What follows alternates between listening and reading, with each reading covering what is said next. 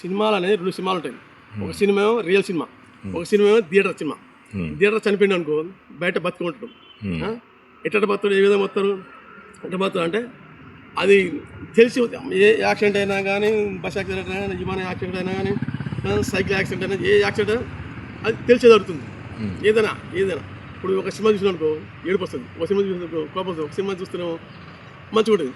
అయితే ఇవన్నీ తెలిసి జరుగుతాయి ఇక్కడ. ఈ సినిమా చచ్చిపోతే మళ్ళీ బయట బతుకున్నాడు, ఈ సినిమాలో చచ్చిపోతే పోతే అటే పోతాడు, ఇంకా ఉండడు. ఇక అయితే ఈ లెక్క ప్రకారం మనకి ఏమంటుంది, ఎవరి కడుపు పుడతామో తెలియదు, ఎక్కడ పుడతామో తెలియదు, పుట్టేది తెలియదు, సచ్చేది తెలియదు. అది ఇవన్నీ తెలవకుండా జరుగుతుంది. ఇక్కడ ఈ నెంబర్ 1 దాంట్లో తెలవకుండా జరుగుతుంది. సచ్చిననుకో తెలియదు, ఎందుకు వస్తుంది, దేనికి వస్తుంది, సావటానికి కారణం ఏంటి, భ్రమ. భ్రమ కాబట్టి తెలవట్లే. భ్రమ తెలుసుకోవాలంటే ఏం చేయాలి, యోగా జ్ఞానం నేర్చుకోవాలి. యోగా జ్ఞానం నేర్చుకుంటే అప్పుడు ఆత్మజ్ఞానం వస్తుంది, అప్పుడు మనం తెలుసుకోవచ్చు.